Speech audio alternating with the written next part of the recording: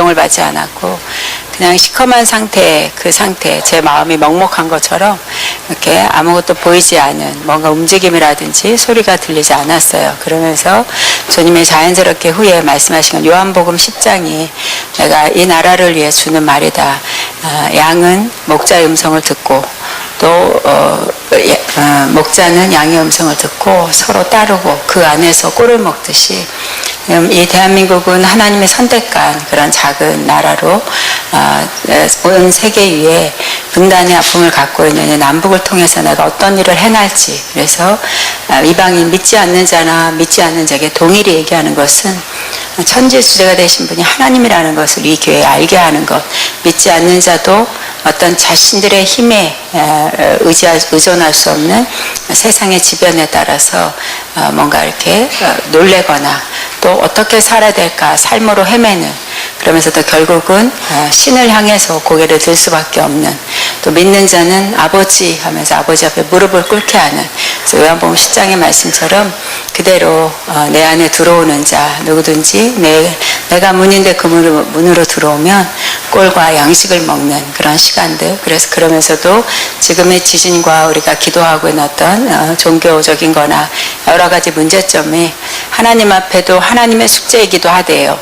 아마 하나님의 백성을 위해서는 가장 좋은 걸 주기 위해서, 자녀를 위해서 가장 좋은 걸 준비하고 있는데 그 자녀가 받을 만한 자세가 안 됐을 때에, 인품과 인격이 안 됐을 때의 다루심, 그 다루심의 시간에 지금 너희들이 막다트려 있다 말씀하시고, 오히려 더 갈수록 이 믿는 자의 핍박은 더 심해질 것이다. 그것이 그 무리 안에서 일어나므로 우리는 우리 안에 있는, 그러니까 밖에서가 아니라 우리 안의 무리로 인해서 세상의 공격과 또 압제를 받고 급기야는 우리가 저질러 놓은 범죄로 인해서, 죄로 인해서 이 세상의 법으로 조이게 하는 것. 그래서 많은 성경에 나와 있는 것처럼 그 유대인들이 어떻게 살아야 될까 삶의 방법을 찾지 못한 것처럼 우리도 그런 상황으로 더 많이 갈 수 있는, 그래서 지금은 믿음을 지킬 만한 때라는 것, 믿음의 주체인 예수를 붙잡고 더 넉넉히 각자 자신의 내면에 있는 성령을 찾아보기를 원한다 말씀하면서 이 나라를 위해서 계속 기도해라 말씀하시고, 지진의 그런 이 재난, 자연 같은 재난이지만 그러나 하나님의 주권 안에 있는 모습이었고, 그럼 주님 이제 이것으로 끝입니까? 그렇지 않은 더 파장은 위쪽으로 올라올 수 있는 그런 기운도 있어서 계속 우리가 기도하고 회개하고 돌이키고 또 하나님의 마음이 어디 있는지 찾아야 되는 때다 말씀합니다. 아가페를 위해서 기도할 때는 주님이 이 나라를 위해서 내가 얘기한 것처럼 목자는 양의 음성을 듣는다. 또 양은 목자를 따른다. 난 이 학교를 그렇게 훈련시키고 있다. 때로는 모난 부분이 없다라고는 할 수 없지만 그럼에도 고쳐지고 있는 것, 어떤 것이 바른 것인가, 바른 것에 대한 몸부림을 치고 있고, 또 우리가 스스로 부딪히면서 깨지고 또 회복되고 또 깨지고 다시 견고해지고 하는 이 모든 훈련들이 한 목자를 위해서 훈련하는 장소인데, 지금까지 이 1년이라는 17년 한 해에 우리 학우들이 또 중보기도 하는 중보자들이 계속 한 곳을 보고 있는 것을 내가 기뻐했다 말씀하시고, 상황을 보며 주저하지 않고 앞을 바라보고 또 때로는 더 큰 기대치를 가지고 기도했던 것들 내가 들었다 말씀하시고, 그러나 더 앞을 향해서 내다봐야 되는 것은 이제 우리 안에서만이 아니라 정말 이 세상에 대한 어떤 중보자로 각자 있는 처소에서 온 사방의 동서남북의 문을 열고 기도로 크게 외치는 나팔을 부는 자들이 이 안에서 더 많이 나아가기로 원한다. 그렇게 훈련할 것이다 말씀합니다. 학자면에서 기도할 때도 주님의 나와 동역하는 자다, 나와 마음과 뜻을 같이 하려고 하는 내 종인 걸 알고 있다. 바른 것이 어느 것인지 진리에 따르는 가르침을 가르치고 있다. 그러나 또 어느 때는 엇길로 가고 있는 어떤 제자들, 또 지금 훈련 안에서 새로운 방향을 가야 되는 자들에게는 때로는 부모가 어떤 그런 채찍을 해하듯이 가르치고 훈련해서 지금의 이 세상의 어떤 그 무리 안에 흐트러지지 않도록 더 견고하게 훈련시키는 내 아들이 되기를 원하고, 그렇게 하기 위해서 계속적으로 말씀 속에서 바르게 선포하는 것과 또 그 말씀으로 책망하는 일을, 의로 책망하는 일을 놓치지 않는 종이 되기를 원한다 말씀합니다. 주님께 영광 올립니다. 아멘. 이제 하나님 말씀 나누겠습니다. 요한계시록 2장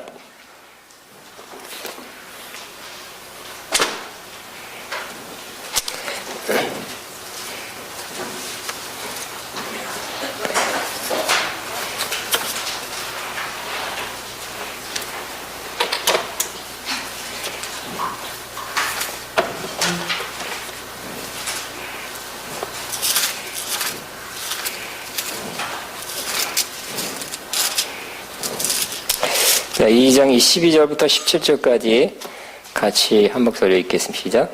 버가모 교회 사자에게 편지하라. 자외 날성검은 가지신 이가 이르시되 내가 어디에 사는지 내가 아노니 거기는 사단의 권자가 있는 때라. 내가 내 이름을 굳게 잡아서 내 충성된 증인 안디바가 너희 가운데 곧 사단이 사는 곳에서 죽임을 당할 때에도 나를 믿는 믿음을 저버리지 아니하였도다. 그러나 내게 두어 가지 책망할 것이 있나니 거기에 내게 발람의 교훈을 지키는 자들이 있도다. 발람이 발락을 가르쳐 이스라엘 자손 앞에서 걸림돌과 우상의 제물을 먹게 하였고 또 행음하게 하였느니라. 이와 같이 내게도 니골라 당의 교훈을 지키는 자들이 있도다. 그러므로 내가 속해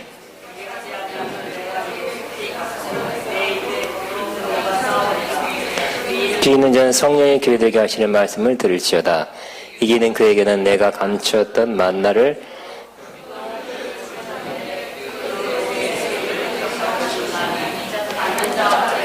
그 이름을 알 사람이 없느니라. 아멘. 요한계시록 여섯 번째 하나요?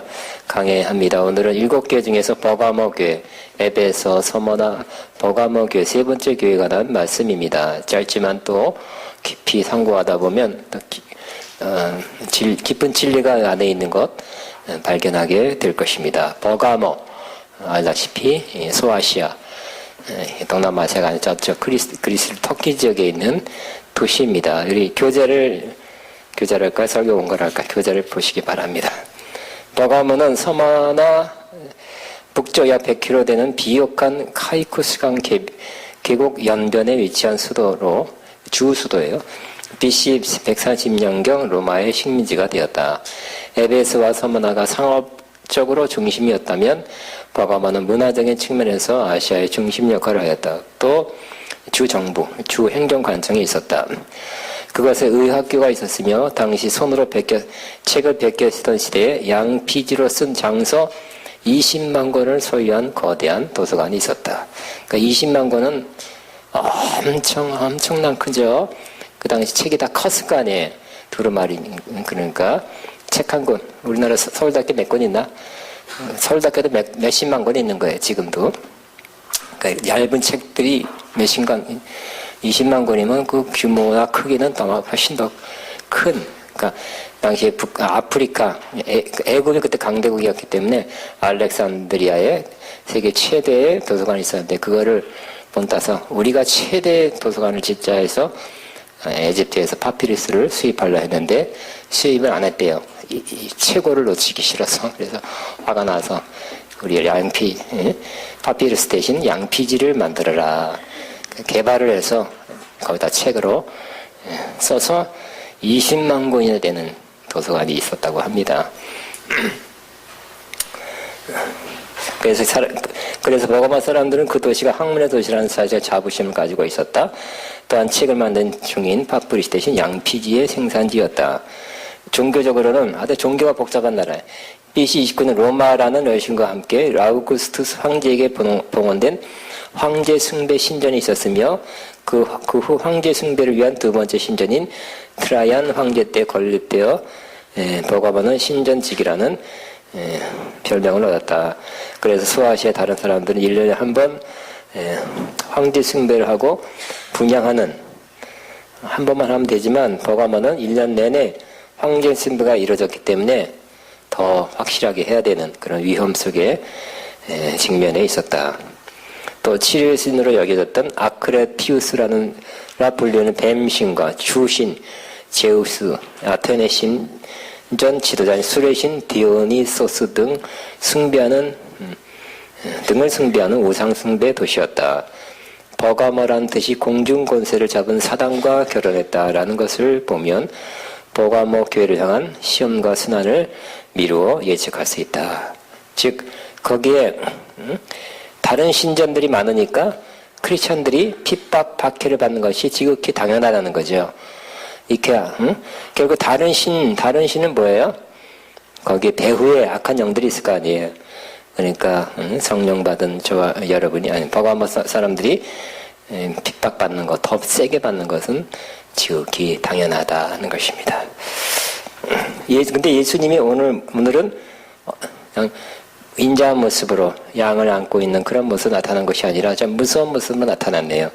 12절 보겠습니다. 버가마 교회 사자에게 편지하라. 좌우에 날선 검을 가진 이시가 이르시되, 날선 검을 가지고 예수님이 짠 하고 나타났습니다. 오늘 여러분에게 예수님 어떤 모습으로 나타나겠습니까? 위로하시는 인자한 목자 예수님은 나타나겠습니까? 아니면 저를 인상 찌그리면서 나타나셨을까요? 불쌍하다. 긍휼히 여겨야지. 자비와 은혜를 베풀어줘야지 하는 마음, 그런 얼굴로 나타날까요? 어떤 모습으로 여러분에게 나타날 것 같습니까? 어떤 모습으로 우리 교회 앞에 나타날 것 같습니다. 여러분 가정에 어떤 모습으로 나타날 것 같습니다. 그때마다 또 그 사람마다 예수님의 나타나는 모습이 틀리다는 거예요. 분명히 틀렸죠? 에베소 교회에서 틀렸고 서문안 교회에서 틀렸어요. 또 어떤 사람은 그래요. 예수님이 이런 모습을 칼 들고 나타난데도 주님 사랑하죠? 이게 착각할 수도 있어. 언제나, 주님이, 우리는 항상 진리 가운데 거해야 돼. 우리 참모습, 진리 가운데 거하려면 역시 말씀과 성령 충만해야 돼. 그죠? 성령님이 우리를 진리 가운데로 이끌고요. 참된 모습, 참된 삶의 모습으로 이끌어 주십니다. 그러므로 우리는 어떨 때는 주님이 위로의 모습으로, 사랑의 모습으로 아비같이, 어미같이 목자같이 나타날 수 있지만 이와 같은 엄한 모습으로도 나타날 수 있다고 여겨야 할 것입니다.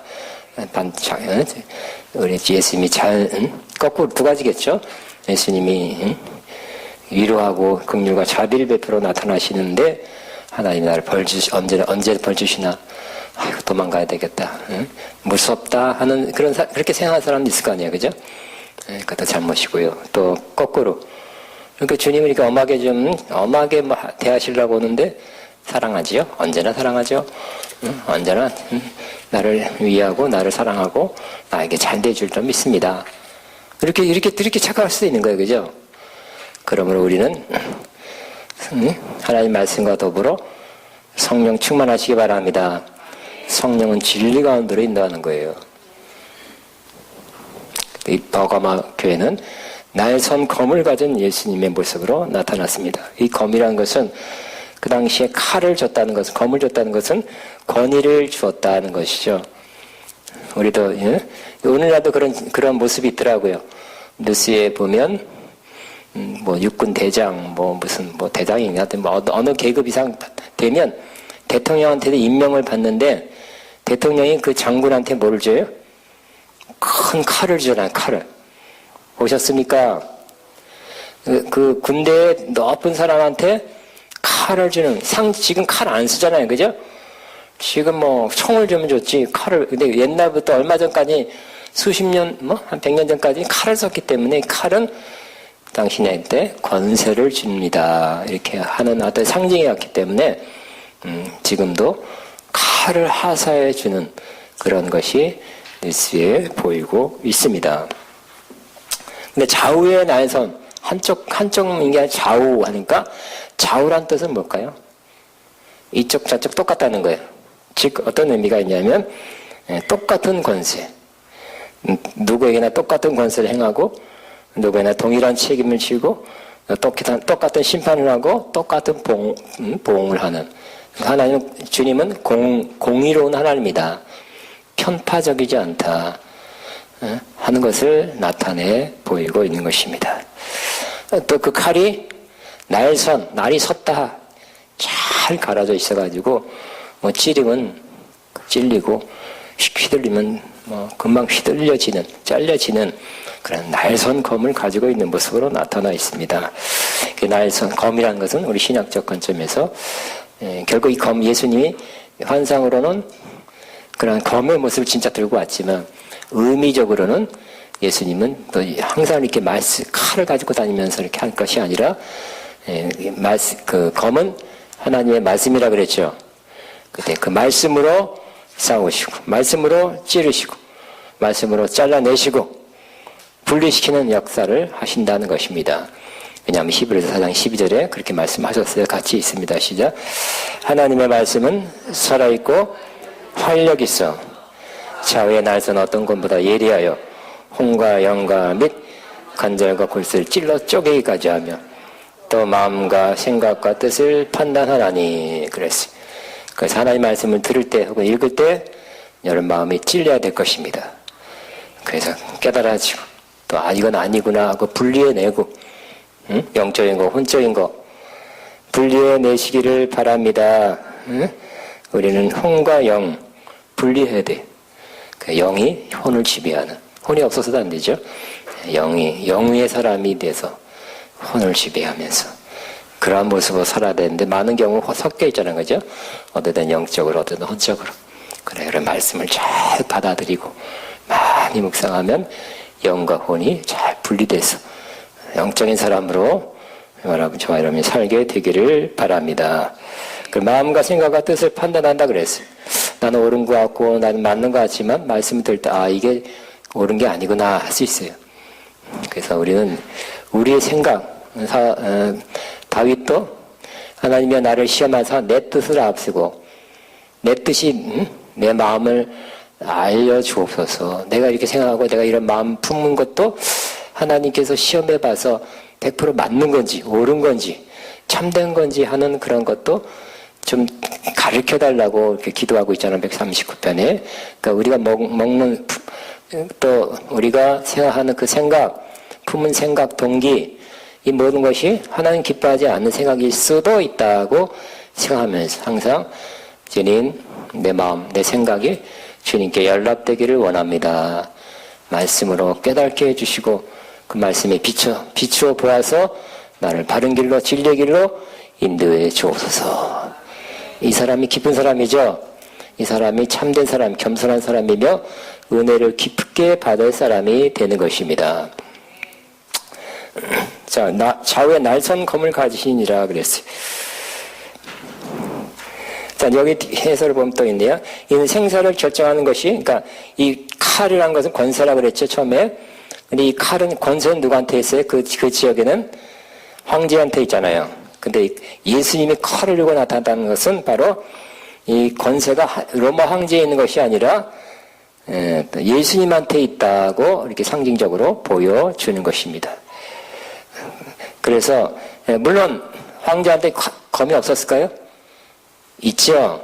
응? 있어요. 지금 공권력, 문재인 정권과 여러 가지 교육부, 기재부, 또 경찰청, 검찰청 권세가 있을까 없을까요? 분명히 있어요.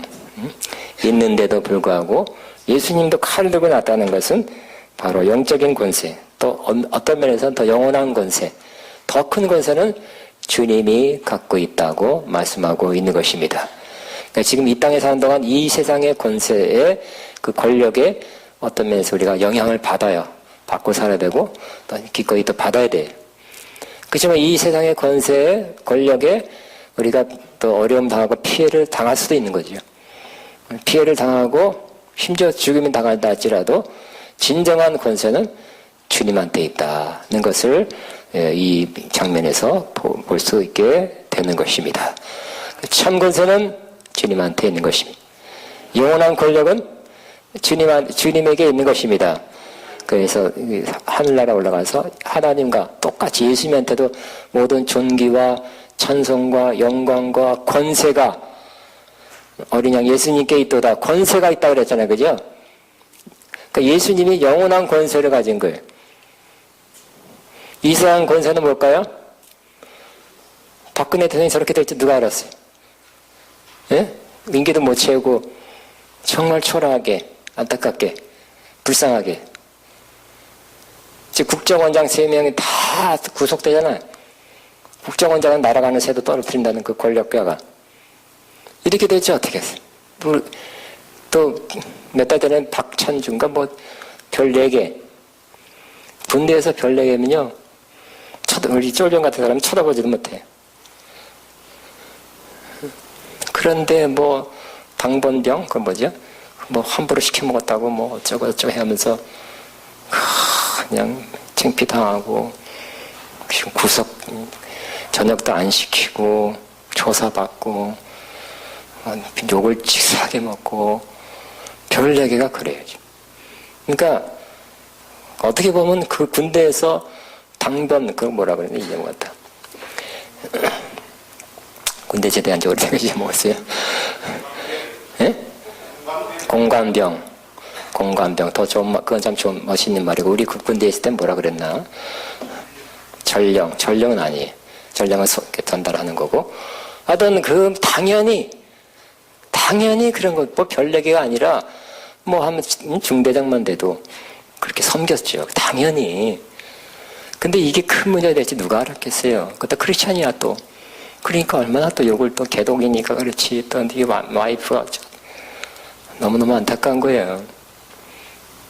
그러니까 이 세상에 있는 권력은 심지어 로마 황제랄지라도 잠시죠. 로마 황제도 반란에 의해서 많이 죽고요. 많이 죽었어요. 전쟁에서 저도 죽고 병들어 죽고.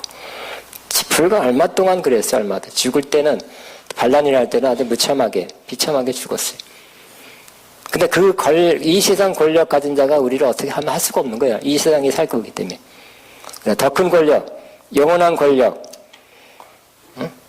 영원히 우리를, 영원한 운명을 좌우할 분은 바로 좌우의 날선 검을 가진 예수님이라 하고 우리에게 말씀하고 있는 것입니다. 근데 이 칼이란 것은 권세뿐만 아니라 자르고 찌르는 거죠. 뭔가 공권력을 행사한다는 거예요. 그러니까 예수님께서 짠하고 칼을 들고 나타나는 것은 조금 무서운 모습으로, 엄한 모습으로 나타난 거 맞습니다. 뭐 하시겠다는 거예요? 한마디로 심판이죠. 그 칼을 잘라내고 권세를 휘두르고 권력을 휘두르서 뭔가 해결하겠다는 거예요. 즉 심판을 하시려고 나타난다는 것입니다. 이 버가마는 교회는 예수님께서 그 당시에는 심판하러 오시겠대요. 좋은 거 아니죠? 오셔서 축복하러 오신다는 게 아니라 우리는 축복하러 오시옵소서, 병 고치러 오시옵소서, 위로해 주세요 오시옵소서 뭐 그랬으면 좋겠는데 칼 들고 심판하러 오신대요. 다시 여러분에게 묻습니다. 여러분 예수님이 지금 오늘 이 시점에서는 예수님이 어떤 모습으로 나타나시겠습니까? 스스로 한번 생각해 보시기 바랍니다. 그런데 예수님께 두 번째 하는 말씀이 13절 내가 어디서 산지 내가 아노니 그랬어요. 근데 약간의 위로한 말씀. 네가 어디서 산지 내가 안다는 거예요. 다 알고 왔다는 거예요. 결국 뒤에 보면 굉장히 어려운 지역이라는 걸 알 수 있죠. 그러니까 약간의 위로의 말씀이라고 할 수 있죠. 심판을 하는데 네가 어려운 곳에, 어려운 지역에, 어려운 환경에 살고 있다라는 약간의 위로의 말씀입니다. 항상 예수님은 책망만 하지 않고, 그죠? 너무 어렵지? 어려운 데에 살고 있기 때문에, 어려운 환경에 살고 있기 때문에 그런 거다 하고 위로를 섞어서 말씀하는 것과 같습니다. 내가 어디서 사는지를 내가 아노니 거기는 사탄의 권자가 있는 데라. 권자를 바꿔놓네. 옛날에는 사탄의 위라 그래. 위. 스론. 사탄의 위가 있는 곳이다. 사탄의 위가 있대. 사탄이 어디 있어야 돼요? 역시 하나님보다는 어디 있어요? 일단 우리 하늘에 있다고 믿잖아요. 그죠? 사탄은 어디 있어요? 버거머에 있네. 땅에 있죠. 역시 땅에 쫓겨 나왔다는 걸 알 수 있죠. 그리고 정말 불행하게도 버거머에 틀어잡고 있네. 딴 데 있는지도 모르지만. 야, 사탄의 위가 있으니까 거기에 사탄의 영향력이, 그러니까 하늘의 천사가 허다한 천사의 3분의 1이 함께 이 루시퍼와 함께 내려왔으니까, 사탄이 돼서 내려왔으니까 그 숫자도 많고, 따르는 졸개 영들도 많고, 그 세력도 크고, 권세도 크고, 힘도 크겠죠. 사탄의 위가 보좌가 있으니까, 위라는 것은, 여기 위, 권자라는 것은, 스러운, 통치하는 것이니까 굉장한 사탄적 영향력이 있다는 것을 알 수가 있습니다. 사탄의 권자가 있는 데라 그랬습니다. 아까 말한 것처럼 황제 신전이 2개나 있고 뭐 제우스 신전이 있고 무슨 신전이 있고 신전들이 많은 것 영한 조그만 게 아니에요, 그죠? 예를 들어서 여의도 순복음교회 같은 큰 건물에 많은 행사가 이루어지고 있는 그 신전이 이 도시에 여러 개나 있으니까 또 한 신전은 저 언덕 높이 있어가지고 도시에서 다 누구나 잘 쳐다볼 수 있는 곳에 또 딱 해놨대. 그러니까 그 지역 자체가 사탄의 그 권자가 지배하는 그 영향권 안에 있는 도시라는 걸 알 수 있죠. 근데 거기 믿는 자들이 있었어요. 믿는 자들이 모여서 교회가 이루어졌어요. 버가모 교회. 그러니까 어려운 거죠. 여러분도 마찬가지일 거예요. 그죠? 여러분은 그런 사탄의 보좌 그 큰 것 말고 여러분이 오랫동안 뭐 몇 대 손 뭐 종같이 뭐죠? 종같이 뭐 해가지고 몇 대 제사를 지낸 집에 시집 갔어. 제사를 지내고 이날 제사 저날 제사 그러면 그 며느리로서 들어갈 때 여러분이 편하겠어요? 어렵겠어요? 그 집안에 들어갔으니까 매우 어려운 거죠. 힘든 거 맞습니다. 어려운 겁니다. 여러분 그 며느리가 그 조상대대로 내려오는 그 모든 제사적 그러한 행사를 거부하기도 어렵고. 근데 어쨌든 마찬가지로 이 사탄의 권자가 있기 때문에 엄청 어려운 신앙생활을 했다는 것은 어떤 면에서는 당연한 거예요. 여기 교재에 써놨네요. 버가모가 이방인 신과 황제 숭배 중심지였다는 것을 가리키며 이것은 다름이 아닌 사탄의 위 보좌가라는 것이다. 버가모는 로마 황제 숭배와 더불어 이방 종교 아클레피우스 즉 뱀신을 섬기는 중심지였고 이 신은 병을 고치는 기술을 지배하는 신으로 여겨졌다. 이 뱀신 중 하나가 버가모 도시의 상징 중 하나였다. 또 하나의 버가모 도시의 수호신은 스스였다. 도시의 가장 높은 지역에 이 신의 신전이 마치 도시를 압도하는 듯한 위용을 가지고 서 있었다. 그래서 로마의 한 주의 수도가 된 사탄의 위가 된 것이다. 그래서 다른 신을 숭배하는 신전들을 통해 사탄은 보좌를 설치하고 있었다. 그러니까 이게 숭배를 받으면 거기 그 영이 틀어 잡고 있는 것이죠. 귀신은 왔다 갔다 하죠. 영들이니까. 우리는 그 신은 우리나라가 아니니까. 우리나라도 우리 형편에 맞춰서 생각해 보면 우리나라도 많은 정말 몇십 년까지 무당 샤머니즘이 우리나라를 지배했어요. 샤머니즘이에요. 무당 종교예요. 당군부터 해가지고.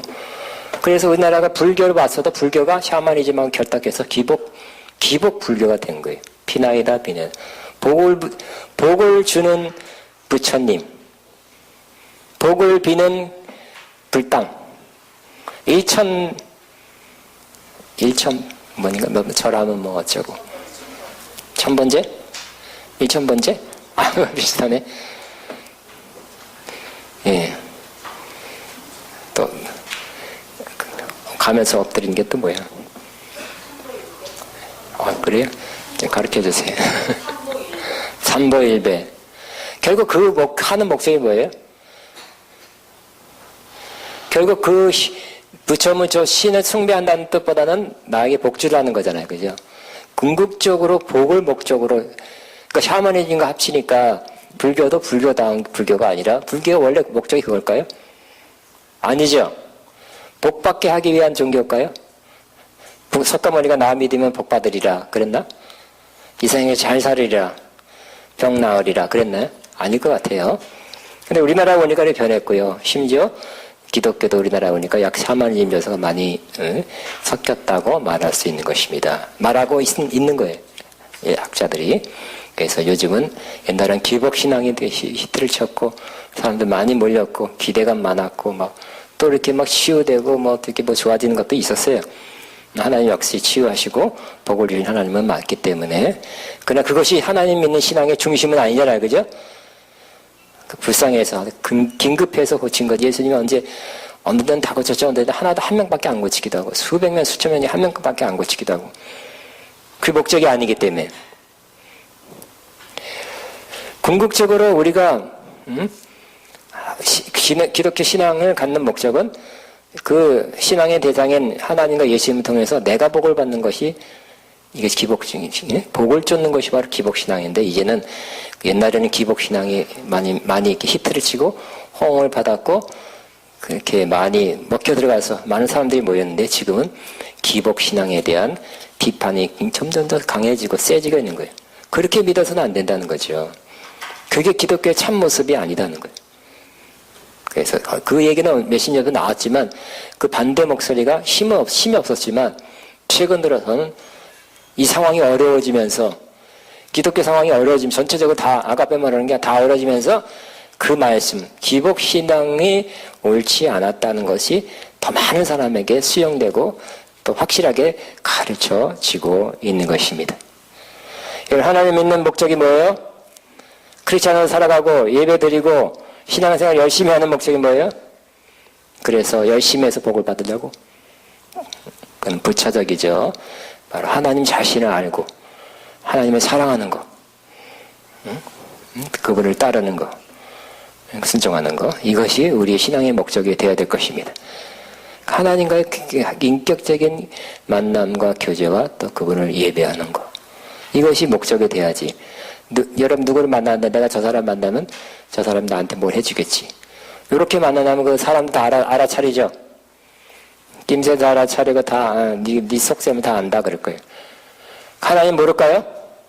알지만 그냥 봐줄 거예요. 성장하면 바뀌겠지 하고 하나님께 넓은 마음으로 품고 있는 거죠. 그래서 성장했으면 그죠? 어렸을 때 엄마 나 이거 해주고 저거 해주고 모두 사주고 못 사주고 나를 위한 엄마였지만 크면 내가 부모님 위해서 뭘 해드릴까. 이렇게 성장하면 마음이 바뀌어야 되겠죠.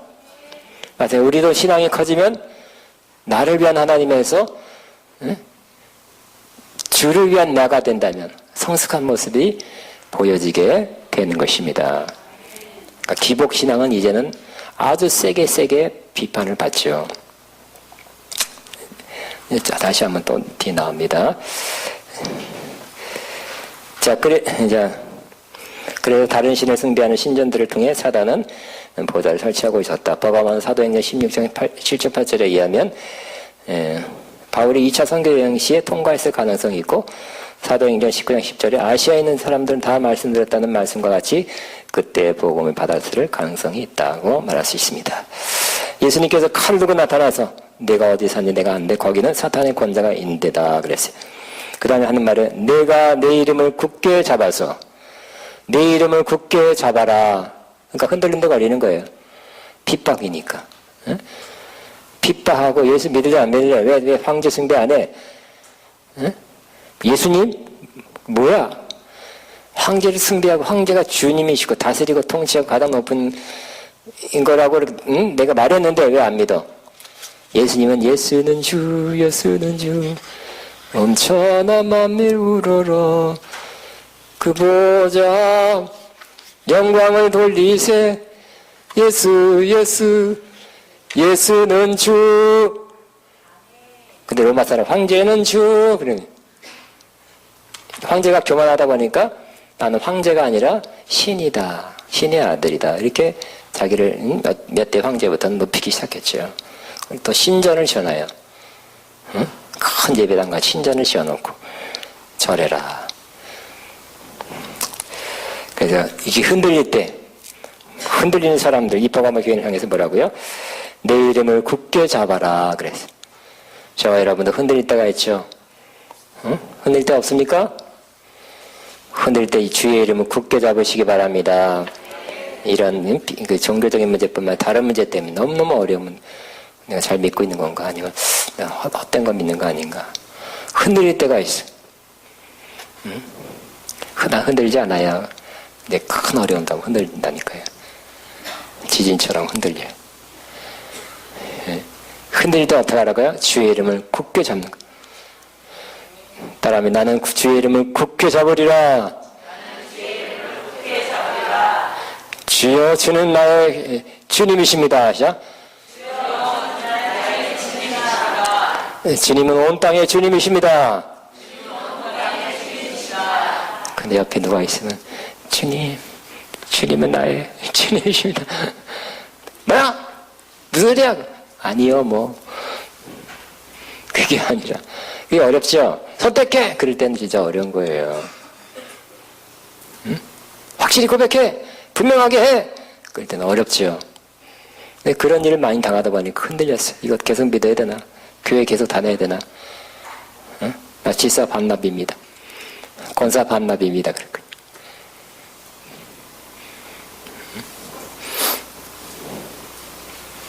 주의 이름을 굳게 잡는 거, 어려울 때, 힘들 때, 흔들릴 때 주의 이름을 굳게 잡아야 됩니다.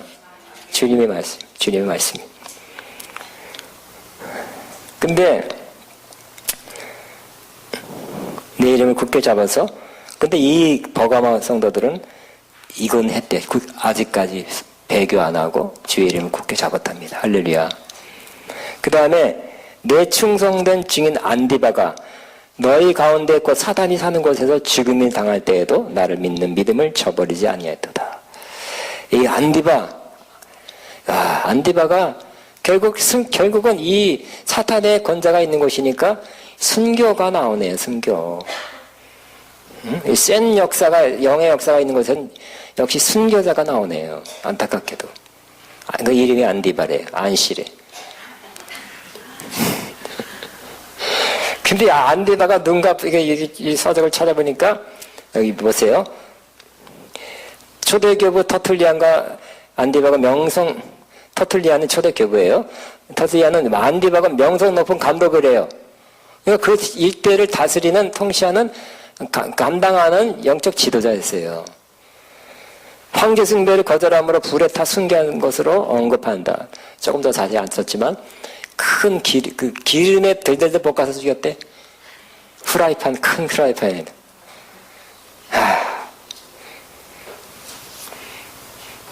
사탄은 이 교회 영적 지도자를 쓰러뜨려 교회의 치명상을 입히려 했던 것이다. 안디바는 주님을 닮아 충성된 증인으로 역할을 감당하다 순교를 당했다. 예수님도 끝까지 하나님께 충성했죠. 사망에 충성했고, 충성하니까 십자가 졌어요. 죽었죠. 이 안디바도 역시 충성된 증인으로 예수님이 주님이십니다. 나의 주님일 뿐만 아니라 온 땅의 주님이시고 다스리고 통치하시고 가장 높으신 분, 로마 황제 높으시지만 더 높은 분은 큐리오스, 주님은 예수님입니다 하고 고백하니까 너 이리 와 해가지고 공권력을 통해서 죽였다는 거예요. 저는 이거 읽으면서 난 안디바가 그냥 안디바 평신도인가 그런 거 없을 때는 그냥 그런가 보다 했는데 주의 종인이 아닐까. 첫 번째 타켓이 나 아닐까. 목사님 아닌 분들은 기뻐하십시오. 그건 나 아닐까 하는 생각도 안 하지 않고 한번 해봤다고 생각했다고 말할 수 있어요. 안디바부터 시범 케이스를 주의 종부터 지도자부터 잡아주겠다는 거예요. 목사님들 각오하시기 바랍니다.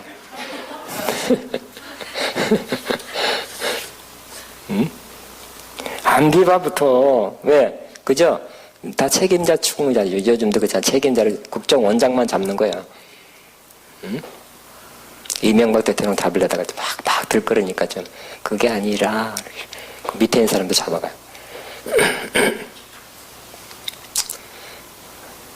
이 정권은 서로 지도자를 높은 사람은 공격하는 거잖아요. 그죠?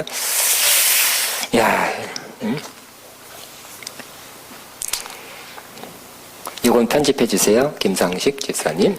정치적인 발언이니까 또 편집해서 빼주시기 바랍니다. 자, 안디바가 잡혀서 죽을 때 안디바는 뭐라고? 충성된 증인이라 했죠. 주의 종된 여러분, 또 종될 여러분, 여러분도 죽는 데까지, 아까 죽도록 충성하라 그랬죠. 지난주에. 죽는 지점까지 충성된 증인 되셔야 합니다. 저도 그래야 하고 여러분도 그래야 된다고 말씀하고 있는 것과 같습니다. 그거 하면 충성된 증인 노릇하면 손에 대고 그래도 그러니까 안 한다는 충성된 증인은 아니죠. 죽어도 하겠다. 죽여도 하겠다. 이게 충성된 증인이잖아요. 이 땅의 목숨을 나는 꼭 살아야 돼. 여러분 꼭 살아야 됩니까? 꼭 살아야 돼요? 아니 좋은 결혼 해보고 살아야지 뭐. 꼭 살아야 됩니까? 바로 천국 가도 괜찮습니까? 순교 당해도 괜찮습니까? 아이고 이제 너무 쉽게 대답하시네. 근데 이거 쉽지 않아요. 나중에 얘기할게. 제 얘기는 나중에 또 재밌기도 하고 비장하기도 하고. 예, 언젠가는 여러분도 주님 내 목숨을 취하가면 할 수 없지요. 그냥 기꺼이 뭐 살려주세요. 안 됩니다. 사단아 뭐 죽음의 사람을 물어가라. 그러지 않고 쉽게 죽으시는 사람. 이 충성된 증인하다가 나는 죽게 되면 죽지요. 죽으면 죽이라가 그게 그 깊은 의미가 다 안 닿았는데 이 에스더는 여잔데도 이 젊은 여잔데도 죽으면 죽으리라. 우리 에스보다 나아야 되지 않겠습니까? 20대 젊은 여자보다 나아야 되지 않겠습니까? 죽으면 죽으리라. 하나님의 뜻에 이르기 위해서 죽게 되면 죽지요. 이게 사실 어려운 거라니까요. 여러 가지 사건, 여러 가지 어려움, 여러 가지를 통해서 그렇게 된다. 그런 여러분의 목숨도 내어놓는 여러분 잘 사시기 바랍니다. 오래 사시기 바랍니다. 진짜 진심으로 여러분 오래 살고 건강하게 살고 잘 사시기 바랍니다. 그런데 그런 때가 온다 할지라도 그런 마음이 갖춰진 사람에게는 순교할 수 있는 기회가 주어지게 될 것입니다. 요만큼만 해야죠. 너무 세게 하면 여러분이 또 도망가. 다음 주에 안 와.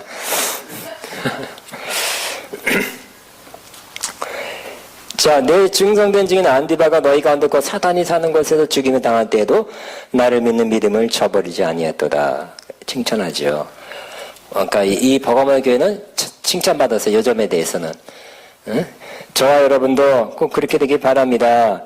누가 순교당한다 할지라도 우리의 믿음 때문에 이 현 정권에서 혹은 좀 얼마 있다가 제가 그렇게 된다 할지라도 여러분은 믿음을 저바르지 않고 끝까지 믿는 바를 확신하며 그대로 앞으로 나가겠습니까? 아멘 하는 사람 또 뭐예요? 그래서 이 믿음을 갖고 제가 여러분과 나눈 말씀을 붙잡고 그대로 살고 그대로 고백하며 앞으로 혹 피해가 된다 할지라도 그렇게 나가겠습니까? 예. 어떻게 좀 한두 약한데. 예. 그렇게 이 성도들이 그렇기 때문에 주님이 칭찬하고 있는 모습입니다.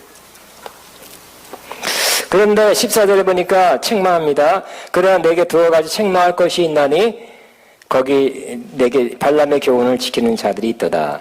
발람이 발락을 가르쳐 이스라엘 자손 앞에서 걸림돌을 놓아 의상의 제물을 먹게 하였고 또 행음하게 하였느니라 그랬어요. 그 교회에 책망할 것이 있었기 때문에 예수님께서 칼 들고 오셨다는 거예요. 근데 전체는 아니고요. 일부가 발람의 교훈을 따랐다는 것입니다. 이 발람의 교훈은 우리가 구약 보면 구약 읽으면 잘 알죠. 그래서 이 발락은 발락이라는 이 옆나라 왕이 이스라엘을 좀 점령하고 싶고 공격하고 싶어서 쳐들어가고 싶어서 영향력 있는 발람 선자를 꾀했죠. 큰 돈을 줄 테니까 이스라엘을 저주하라. 그러니까 이 발락은 참 믿음도 좋아. 선자가 무슨 말 선포하면 그대로 된다고 믿었으니까. 대단한 믿음이죠. 한 사람이 선포해도 그렇게 된다고 믿은 거야. 믿음이 크도다. 당신이 저주하면 저도 될 거라고. 이 사람의 믿음도 크지만 어떤 면에서는 발람 선자도 대단한 입술의 권세가 있다는 것도 알 수 있죠. 그렇게 믿을 만한 그런 예언이나 했기 때문에 그런 거 아니겠을까요? 여러분도 여러분이 말하는 것이 전부 이렇게 권세 있는 교훈, 파워풀한 입술의 선포 점점 되시기를 바랍니다. 야, 당신이 저주하면 이스라엘이 저주를 받아서 망하게 될 거예요. 그때 쳐들어간다는 거예요. 돈을 줘서 매수합니다. 그러나 발람은 너 했죠? 아닌다 그랬어요. 그래서 하려고 했더니 저주하려고 할 때 뭐예요? 축복이 나왔죠. 야, 이게 또 참 선지자야. 그러니까 맛이 가기 전에 조금 갈래, 약간만 갔는데 약간 갔어도 이분의 예언은 이 사람의 마음, 생각이 주장하지 않고 하나님이 주장한다는 걸 알 수 있죠. 마음 생각으로 이제 그래 돈 많이 준다 그래서 그럼 가죠 그냥 저 푸른 초원에 큰 뭐 하나 지어야지 그걸 했는데 저주하려고 그러는데 축복이 나와버렸어. 그러니까 이 선지자의 좋은 모습, 이 확실히 있는 사람이에요. 남들이 당신이 저주하면 저주 될 거라고 믿을 만한 사람이고요. 또 더 중요한 것은 자기 생각으로는 한 번만 저주해야지 했는데 축복이 난 거 보니까 성령의 지배를 받은 사람이라고 할 수 있죠. 예언의 대로 성령의 지배를 받아 예언하시기 바랍니다. 예언은 생각으로 하는 게 아니죠. 관상으로 하는 것도 아니야. 인상 찌푸리고 오니까 네가 어려우나 이렇게 하는 게 아니라 성령이 주관해서 예언하시기 바랍니다. 그러니까 우리 좋은 예언하려면 자기 생각, 감정 다 제로로 만들고 하나님 내 입술을 주관해 주옵소서. 그리고 마음으로 비우해야 성령이 주관해서 하나님의 뜻에 맞는 예언하게 될 것입니다. 근데 여기까지는 그런 대로 괜찮았지만 후에는 나중에 보니까 그렇게 했어요 또. 근데 직접적으로 안 하고 간접적으로 이렇게 해서 이방 여인들을 하여금 유혹해라 해서 유혹을 해서 행음하게 하고 그 우상 숭배 제물을 먹게 후회는 했어. 그러니까 처음에는 그 물질에 대한 영향을 안 받았다가 큰 걸 줬는지 아니면 자꾸 영향을 또 줬는지 두 번째 줬는지 모르지만 후에는 물질의 맛이 간 선지자의 모습 중에 하나가 바로 발람 선지자예요. 물질의 맛이 간 사역자 되지 않기 바랍니다. 예언자 천하의 이 대단한 예언자도 이렇게 쓰레기같이 됐잖아요. 응? 자기 혼자 망하면 되는데 왜 24,000명을 이렇게 행음하게 만들고 이스라엘을 멍텅이게 힘들게 만들어요. 그러니까 많은 경우 물질에 넘어져요, 물질에. 그러니까 물질은 사람의 심령을 영을 얻게 하는 거야. 그러니까 물질이 사역자 아니라도 그래서 구약에 보면 뇌물 주지 마라, 뇌물 받지 말라 그러잖아요, 그죠? 지금 우리나라도 그냥 조금만 뇌물 받으면 정치 아니고 잘 안 된다 그래서 뇌물 받으면 무조건 사업 처리 그 자리 물러나와야 돼요. 공정한 결정 못 하니까 세상도 다 알아요. 심지어 김영란법 해가지고 하도 선생님 우리 때도 그래 선생님 나도 그 중학교 때 우리 어머니가 찾아왔다니까 선생님한테 뭐 주려고 그게 너무 당연하니까 안 그러면 우리 어머니가 그게 언제야 중학교 40년 전인가 50년 전 또 뭘 드리니까 우리 선생님이 나에 대한 표정이 달라지더라고. 아 그랬어. 사람이란 그런 거예요, 그죠? 사람은 이렇게 물질에 영향을 받게 돼 있어요. 선지자도 사람이니까 아닙니까? 순수히 자백하세요. 사람입니다. 다른 사역자도 사람이니까 아닙니까? 사람입니다. 그 좋은 사역자는 물질에 영향을 받지 않는 사람이죠. 물질 받으면 좋겠지만 그것 때문에 또 그게 어떤 사람은 다 받는 것도 아니고요. 다 받아서는 안 되고 안 받을 건 안 받아야 되고 받을 건 받고 물질에 영향을 받을 것 같다. 그 사람이 나한테 주는 것 때문에 영향을 받을 것 같다면 안 받는 게 좋은 거죠. 아멘.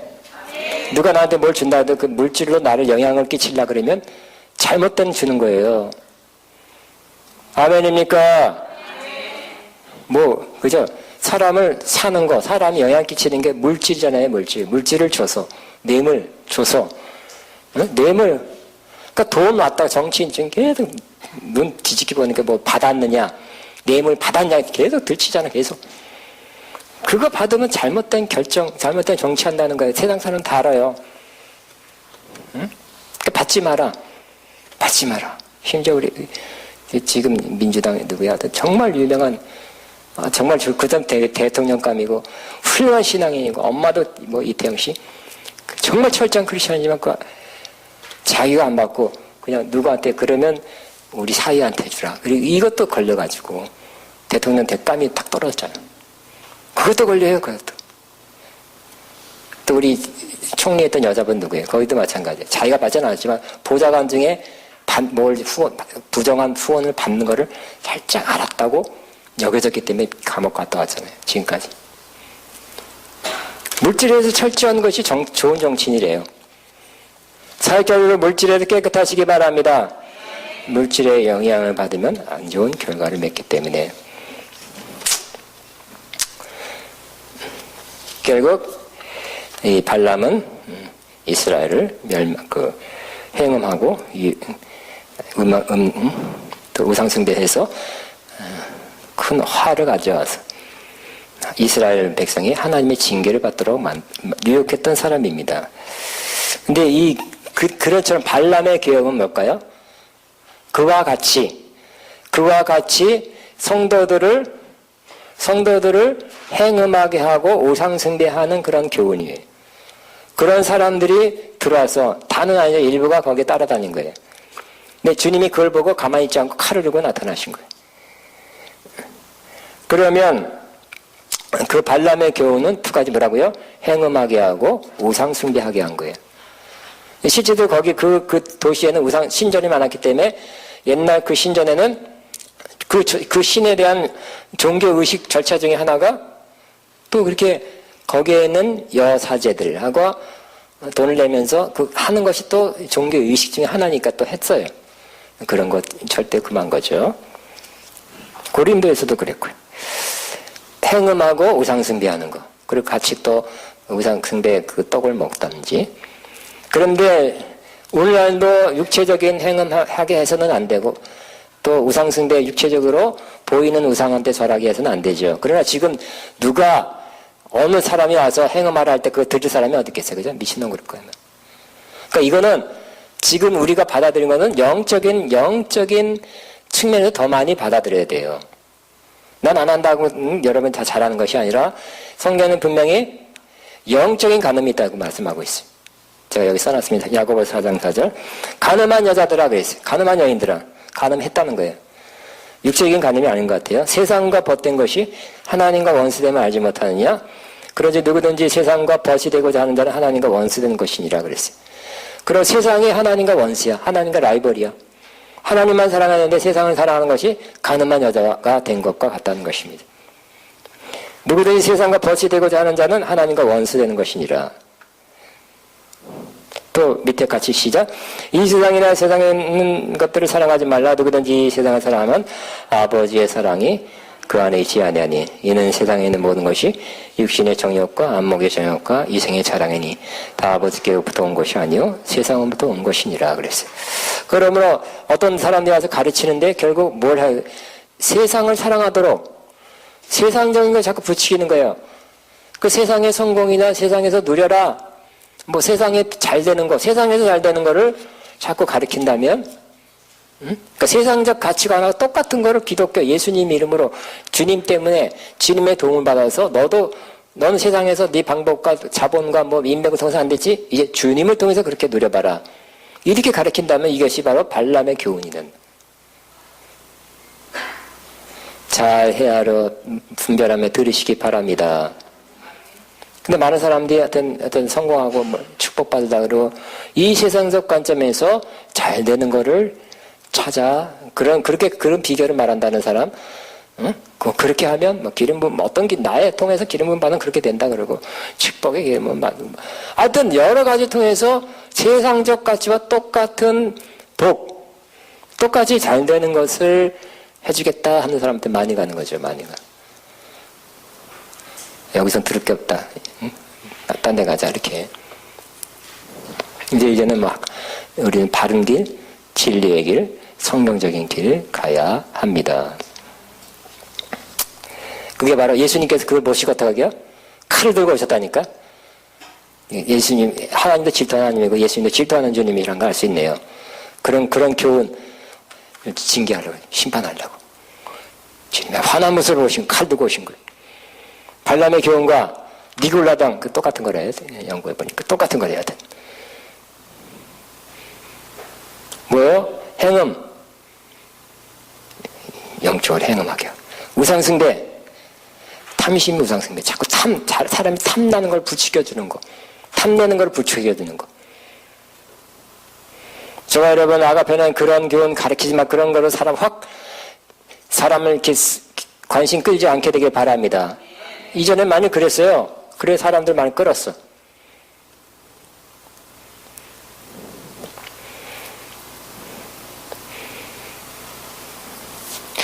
자, 16절에 그러므로 회개하라. 그러지 아니하면 내가 내게 속히 가서 내 입의 검으로 그들과 싸우리. 입의 검이라 보니까 이 칼이 입의 검이네요. 말씀이겠죠. 하나님께서 발람의 추종자를 칼로 심판하는 것들은 민수기 32장 8절. 발람의 추종자도 있었는데 심판했대요. 주님께서 그것을 우상 숭배를 하거나 황제를 신으로 숭배한 사람들을 속히 임하여 심판할 것이라는 것이다. 근데 마지막 경고 가기 전에 이제 막 영적으로는 오셨지만 육체적으로 진짜 막 징계와 심판을 행하기 일보 직전이죠. 그때 뭐라고? 마지막 파이널 콜, 마지막 경고한다. 회개하라. 그랬죠. 회개하라. 회개하라. 그렇지 않으면 내가 속히 가서 내 입의 검으로 그들과 싸우리라. 싸워서 어떻게 한다고? 니네들 회개 안 하니까 내가 가서 한다. 내가 가서 선보겠다는 거예요. 내가 가서 처리하겠다. 내가 이렇게 다 이렇게 제압하고 잘라내서 버가모 교회를 순수하게 만들겠다는 거예요. 자, 17절 같이 있으면 시작. 귀 있는 자는 성령의 교회에게 하시는 말씀을 들을지어다. 이기는 그에게는 내가 감추어졌던 만나를 주고 또 흰돌을 줄 터인데 그 돌 위에 새 힘을 기록한 것이 있나니 받는 자 밖에는 그 이름을 알 사람이 없느니라. 이기는 자란 건 뭘까요? 이 발람의 교훈, 행음하고 우상숭배하는 그 교훈이 영적인 자꾸 이렇게 퍼져가는, 또 일부가 이렇게 물들었고 따라가는데 거기서 나오라는 거죠. 떨쳐버리라는 거죠. 그거 갖다가 이제 잘못됐거나 잘 분별해서 깨우쳐서 그걸 버리라는 것입니다. 그게 이기는 것입니다. 저와 여러분도 이기는 자 되시기 바랍니다. 많은 책이나 메시지나 뭘 통해서 그런 것들이 섞여 있어요. 섞여. 점점 참된 진리의 말씀, 순수한 말씀으로 우리 자신을 깨끗하게 해야 될 때가 온 것입니다. 그러니까 여러분은 이제 뭐냐면 다 목사님들 통해서 설교 듣고 책 보고 그래서 여러분이 어떤 목사님 비판할 그런 건 아니, 평신도로서 예를 들어서 그런 능력과 그건 아니잖아요. 근데 이제는 때가 참해. 때가 무르익기 때문에 이제는 아무리 주의종이라 할지라도 잘하는 건 잘하는 것이고 바른 건 바른 것이고 또 잘못될 수도 있는 것이고 잘못된 메시지를 무슨 박사라 할지라도 전할 수도 있구나 이렇게 생각해야 될 거예요. 어디서 위학 같아서 박사를 받았는데 그 시브리얼을 가지고 삼위일체 부인하고 뭘 부인하고 이런 거 유튜브에 뜨고 있어요. 그 어디 유튜브 무슨 박사라고 시브리얼 잘한다 할지라도 기존 교회가 정해놓은 아주 중요한 뼈대를 흔들어 기독교계를 흔들어 그것도 한번 조심해야 돼요. 응? 박사라 할지라도 유학 가서 박사 받았다는 사람이 이제는 참된 복음 순수한 복음의 길을 저와 여러분이 가야 될 것입니다.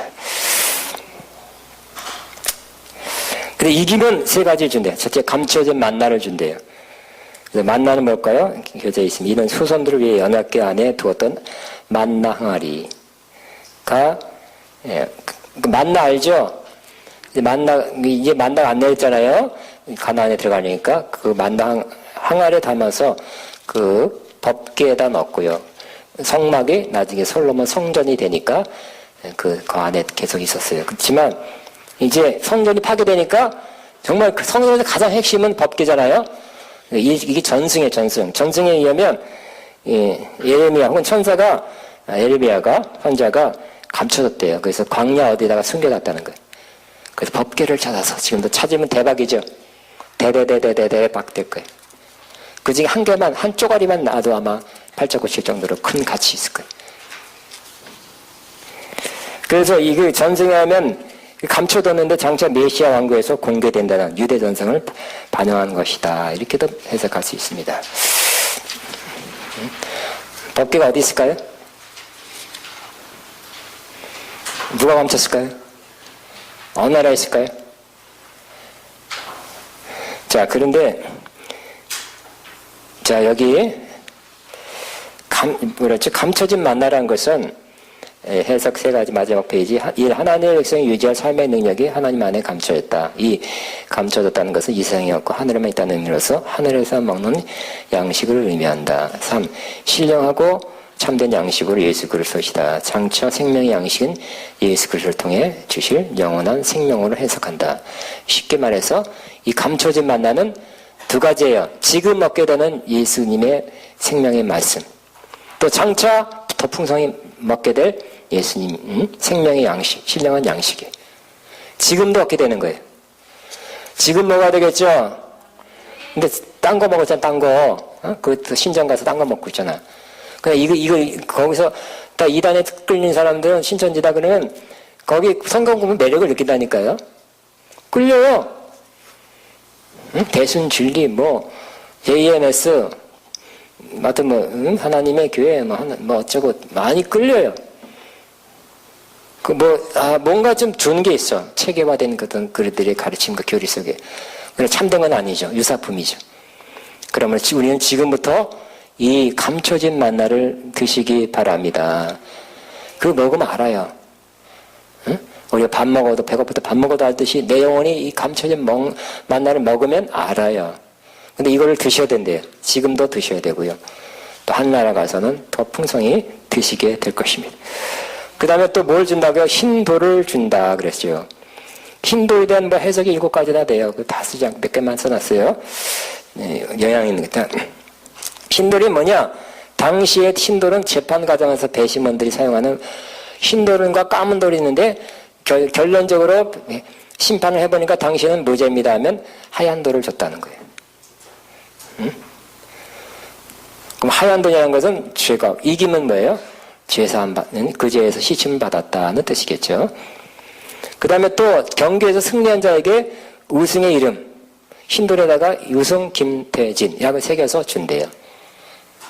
영원히 기록 멸류관은 월계관은 금방 시들어겠잖아요. 근데 거기다 이름을 새겨서 주니까 그 이름 새겨진 흰돌은 집에서 영원히 간직할 수 있겠죠. 기념이 될 것입니다. 또 연회장에 초대됐다는 표시로 초대장과 같은 로 사용된 흰돌이 있답니다. 우리는 지금 종이지만 종이가 만들어진 지 발명된 지 몇백 년 안 되잖아요. 그러니까 그전에는 몰랐겠어요. 종이 같은 역할을 했던 것 중에 하나가 이와 2000년 전에 흰돌에다가 그 모임, 특별한 모임에 참여할 수 있다는 초대장. 여러분 지금도 귀한 데 가면 초대장이 있어야 되는 거 아시죠? 응? 그 초대장과 같은 역할을 흰돌을 사용하게 됐다. 또 네 번째는 당시 자신의 보호와 복을 위하여 부적 같은 거. 그 당시에는 그게 부적. 여러분 부적 불과 우리나라 몇십 년 전만 해도 부적 많이 사용했죠. 지금 많이 써가지고 뭐 침대 밑에다 보이지 않는 막바닥에다 붙여놓고 또 비싼 또 부적을 만들어서 남편 몰래 남편이 원하지 않아도 양복에다 이렇게 찍어서 이렇게 꿰매는 사람도 있잖아요. 그때는 더 했다는 거예요. 근데 이 부적 같은 그 신이 나를 지켜주고 보호하시고 복을 주입사하고 보적으로 사용을. 근데 이런 개념이 잘 만연됐던 이런 개념이 아주 일상이었던 시대에 그런 것도 약간의 의미가 있는데 그런 거를 취해서 진짜를 준다는 거예요. 진짜가 뭐예요? 주님이 주는 흰돌. 응? 그러니까 이 모든 것을 다 진짜로 주는 거 여기 다 하겠죠. 주님의 무죄하심, 무죄 선포하심, 승리의 자 이름을 써서 주심. 주님 앞으로 초대됐다는 초대장과 같은 거. 또 주님이 보호하고 복을 주신다는 그런 징표. 또 이런 것도 약간의 흡수해서 그런 의미에서 흰돌을 준다고도 그렇게 해석할 수 있는 것입니다. 흰돌은 하나님 나라 신앙과 정절을 지킨 자에게 주신 예수 그리스도의 초전장이다. 생명의 양식이다. 예수 그리스도다. 아울러 영광스러운 하나님 나라의 참잔치에 참여하는 상급이다. 감춰진 만난 아까 했고 새 이름이 뭐냐면 지금은 하늘에 오르사 세상에 감추었으나 장차 가장 권세 있는 이름으로 드러날 예수 그리스도의 이름이다. 그랬어요. 그러니까 두 가지야. 예수 그리스도의 이름을 거기 써서 새 이름을 예수 그리스도라는 이름을 써서 준다는 거예요.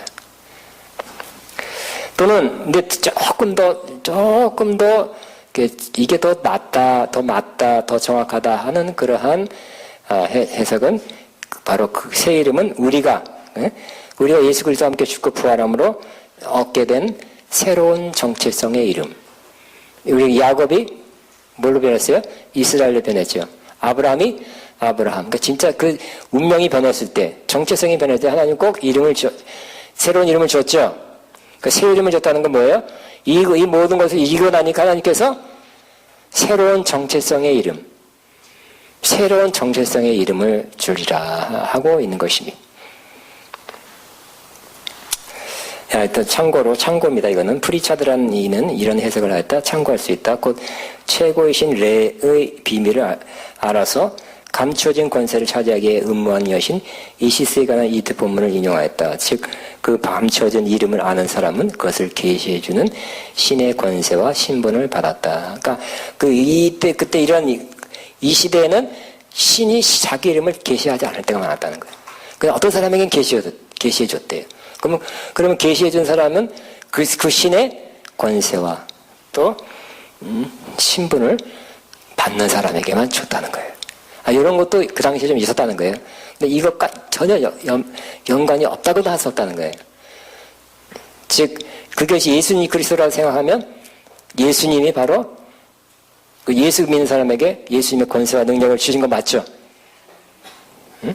근데 우리가 새 이름을 줬다. 새로운 주님이 주신 좋은 이름을 받았다면 거기에 걸맞는 권세와 능력을 함께 주신다고도 이걸 통해서 교훈을 또 이렇게 좀 참고할 수 있다는 것입니다. 자, 마지막 그냥 읽겠습니다. 시간이 없어서.